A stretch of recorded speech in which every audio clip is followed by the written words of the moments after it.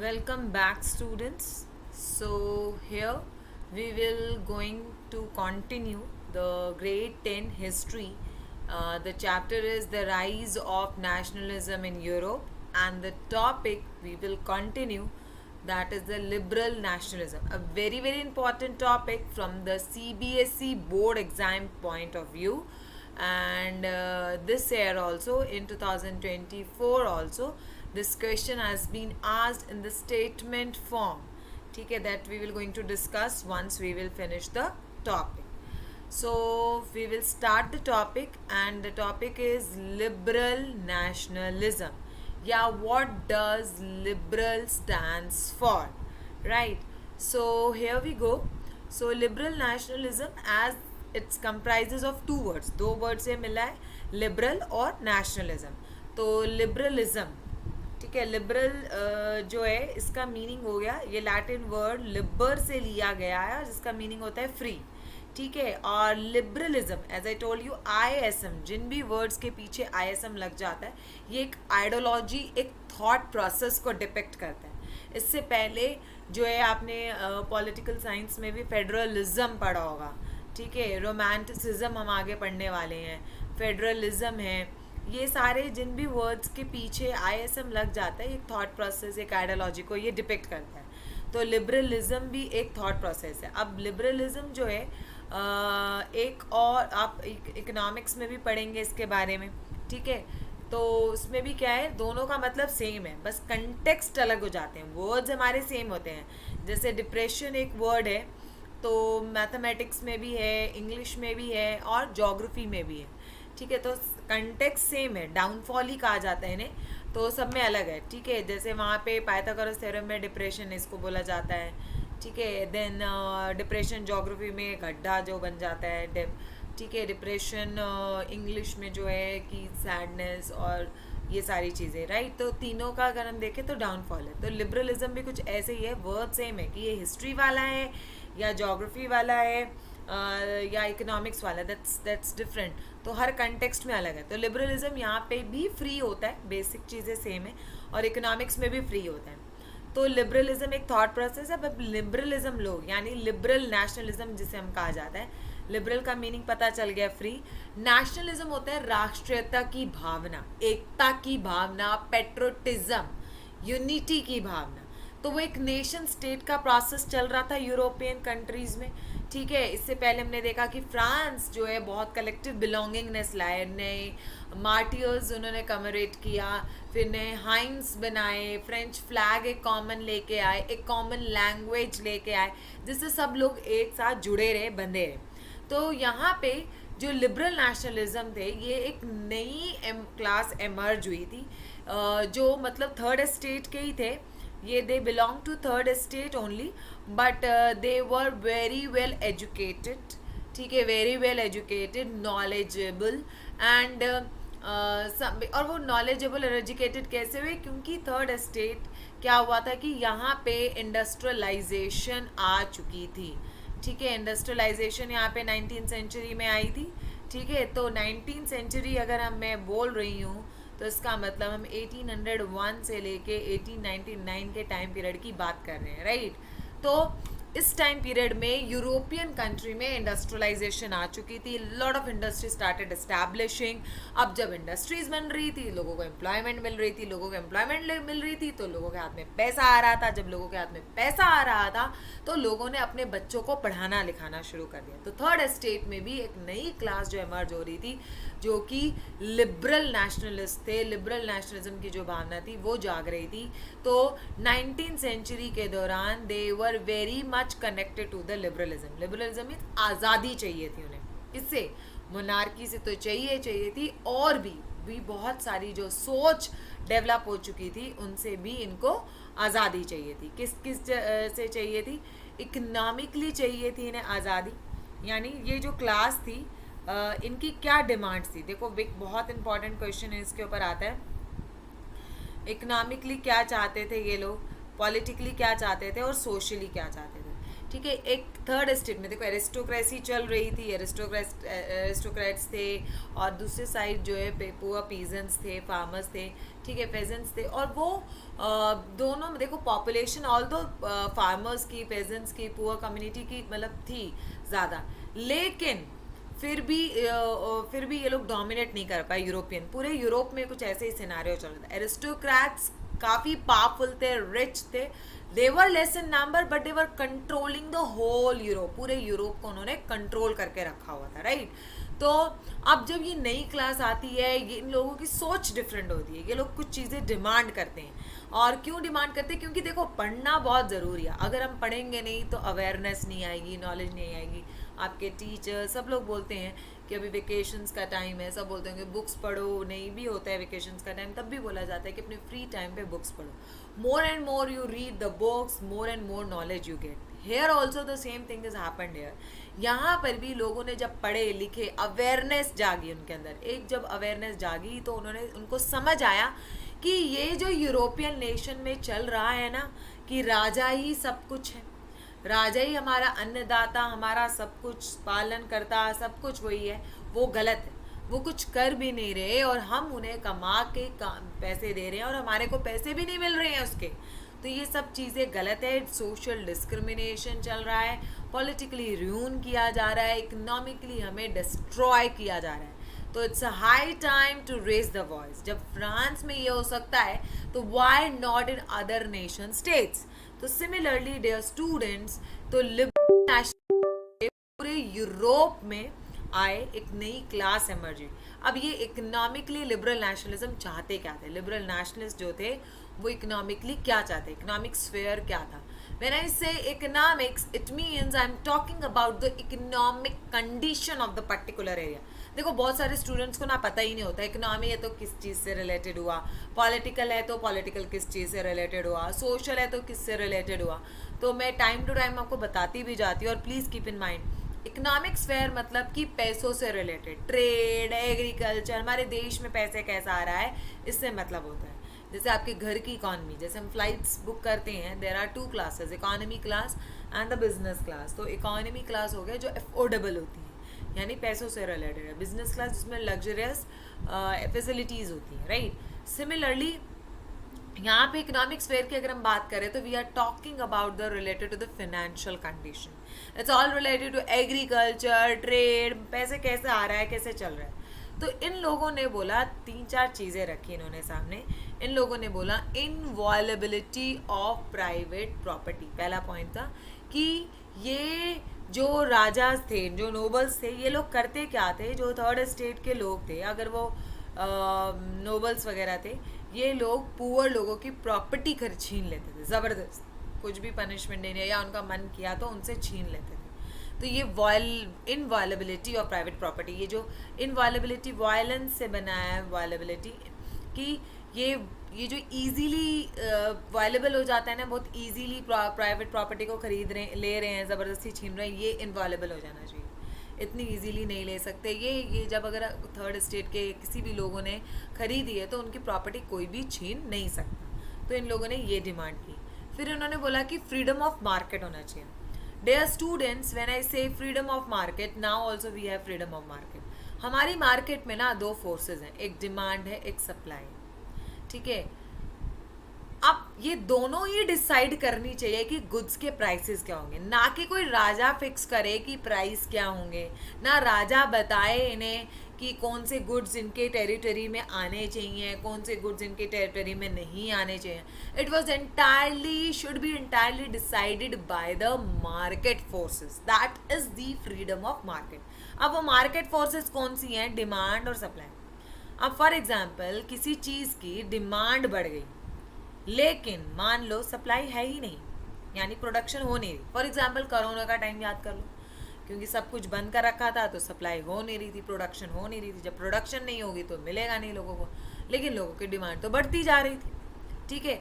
उस केस में हमने क्या देखा कि गुड्स की प्राइसेस ड्रेस्टिकली हाई हो गई थी। आए दिन ऐसा ही होता है, टमाटर की प्रोडक्शन नहीं हो रही तो चलो जी टमाटर के प्राइस बढ़ दो। क्यों? जब प्राइस हाई हो जाते हैं तो काफ़ी लोगों की डिमांड कम हो जाती है, क्योंकि जहाँ हम 4 किलो टमाटर खा रहे हैं वहाँ हम 2 ही किलो खाएंगे क्योंकि टमाटर हो गए महंगे। तो धीरे धीरे डिमांड कम हो जाती है। ये प्राइस का बढ़ना घटना ये एक्चुअली सोल्यूशन होता है, ठीक है। तो ये डिमांड और सप्लाई ने मिलकर डिसाइड करा कि price of that good how much, उस गुड का प्राइस कितना होगा, ये डिमांड और सप्लाई। और वाइसा वर्सा चलें, अगर डिमांड बहुत कम है और सप्लाई ज़्यादा है तब क्या किया जाए। जैसे कि मान लो टमाटर हैं, मार्केट में बहुत आ चुके हैं, बहुत ज़्यादा सप्लाई हो रही है, लेकिन लोग खरीद नहीं रहे हैं, कुछ कोई भी रीज़न हो सकता है ज़्यादा खरीद नहीं रहे हैं, तो क्या करेंगे वो लोग जी, सब प्राइस कम कर देंगे। जैसे मैं एक एग्जांपल देती हूँ, सब्जी मंडी लगती है, सोम बाज़ार है, बुध बाज़ार है, कितने सारे मंगल बाज़ार है, सब लगता है, ठीक है। वो लोग क्या होते हैं, वो लोग तो जस्ट देवर जस्ट की वन डे मार्केट लगाई, वीकली मार्केट लगाई, एक दिन आए अपनी सब्जी वब्जी डिस्प्ले करा और उनको ख़त्म करनी होती है सब्जी, नहीं तो वो ख़राब हो जाएगी, पेरिशेबल कमोडिटी है। अब इन लोगों ने क्या किया कि टमाटर तो बिक नहीं रहे। लास्ट में जब भी आप मार्केट इन बाज़ारों में जाओ, वीकली मार्केट में, वो लोग क्या करते हैं, लास्ट में इन गुड्स की प्राइसेस कम कर देते हैं, एकदम कम, ठीक है। तो ताकि उनका माल चला जाए तो प्राइसेस कर दिया जाता है कम। That's what they want. Liberal nationalist चाहते थे कि गुड्स की जो प्राइसेस है वो मार्केट डिसाइड करेगी, there should be entirely freedom of the market. Then the third point, abolition of restrictions the state imposes on the movement of goods and services. State means empire. जिन्होंने जो restriction लगाई है ना, कि for example एक क्या था आपकी बुक में एग्जाम्पल है LA। LA एक मेजरिंग यूनिट है कपड़े को नापने का। फॉर एग्जाम्पल मैं बात करूँ, हमारी अभी हम लोग कपड़े को मीटर्स में नापते हैं, 1 मीटर 2 मीटर 3 मीटर। उस टाइम पे LA होता था, LA से कपड़ा मेजर किया जाता था। अब होता क्या था, ये था डिफरेंट, ठीक है। अब आप हमारे इंडिया में किसी भी कॉर्नर में चले जाओ, you will find the same thing. World में भी, मतलब किसी भी और कंट्री में भी चले जाओगे तो वी हैव ए यूनिफॉर्मिटी। तो यहाँ पे ये लोग क्या करते थे, डिफरेंट इन लोगों के होते थे। जैसे 1 LA एक कंट्री में एक जगह तो होगा 54 59 मान लो, एक जगह मान लो 1 LA 54 है, 55। तो ये चाहते थे कि इस तरह के यूनिफॉर्मिट, मतलब ये डिफरेंसेस हो रहे हैं कि 1 LA एक जगह तो 55 दिखा रहा है, एक जगह 54, एक जगह 59, वो नहीं होना चाहिए। और साथ में टैक्सेस, जैसे टैक्सेस का एक एग्जांपल देती हूँ जो रिस्ट्रिक्शन इम्पोज की थी इन्होंने।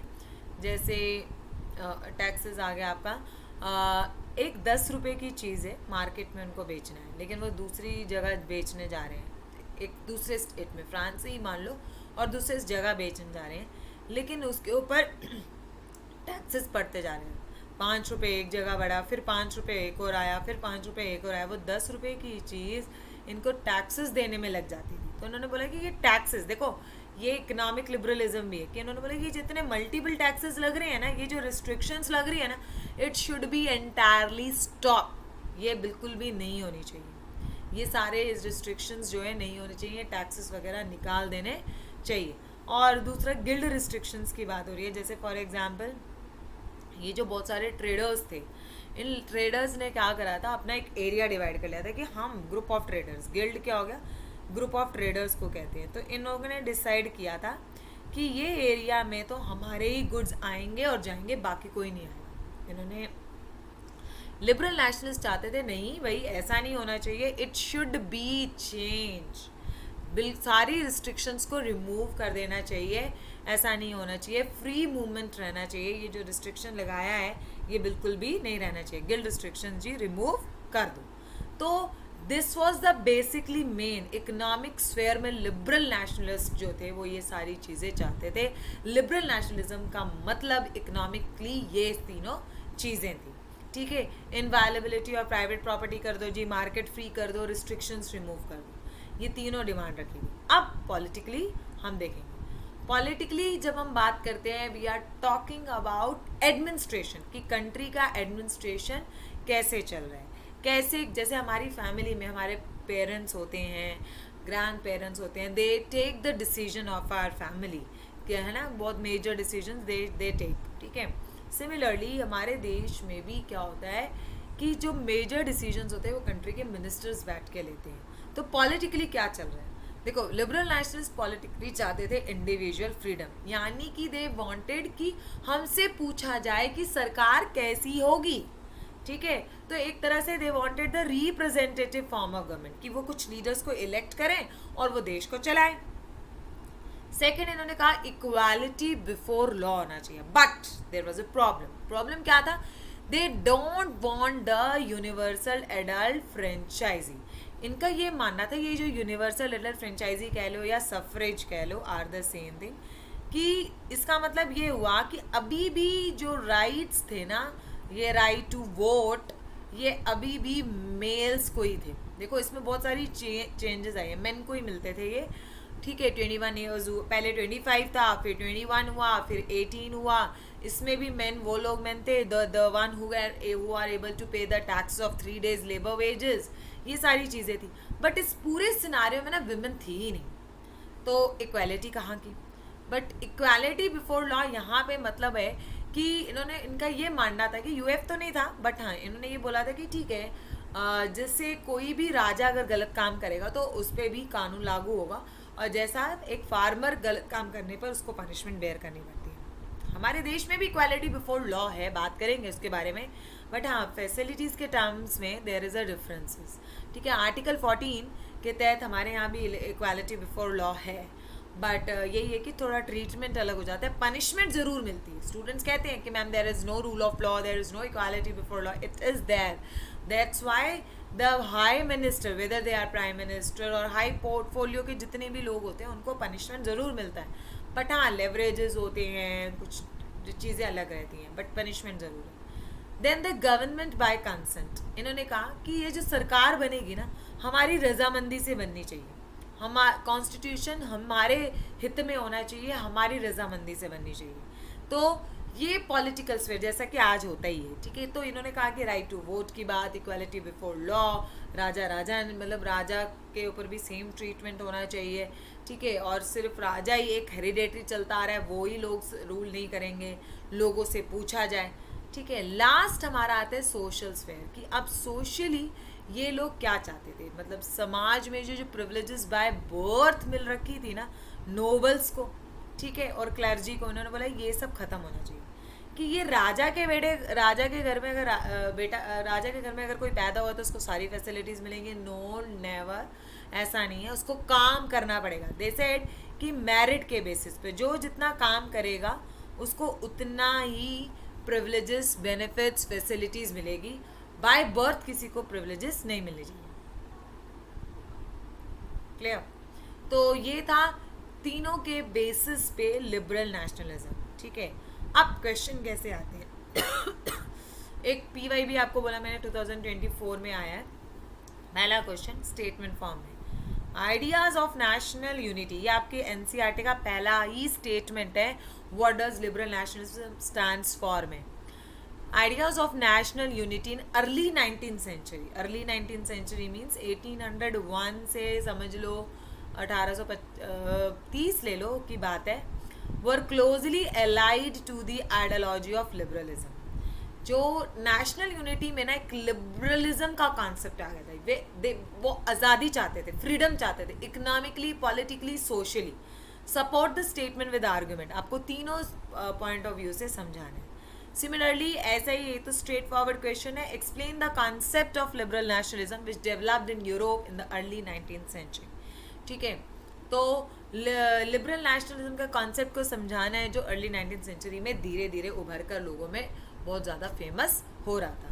तो वही economically, freedom of market, inviolability of private property, ये सारी बातें, और पॉलिटिकली फ्री जो है individual freedom, government by consent की बात हुई थी. तो this is all about the liberal nationalism. अब इस लिबरल नेशनलिज्म में भी ना इन लोगों में कुछ प्रॉब्लम्स रहेगी, खामियां रहेगी. इस खामियों को दूर किया गया. ठीक है, वो हम पढ़ेंगे नेक्स्ट वीडियो सेशन में कि इस प्रॉब्लम्स को क्या क्या प्रॉब्लम्स अराइज हुए. मीनवाइल आप कमेंट सेक्शन में लिख के बताइए कि लिबरल नेशनलिज्म में क्या क्या प्रॉब्लम्स रही जिसकी वजह से एक नया और ग्रुप बना, एक नया यूनियन बना. ठीक है, I hope the things are very much clear to you. So keep liking and subscribe the channel for more updates regarding the grade 9-10 social science. The channel is Rachna Kaul.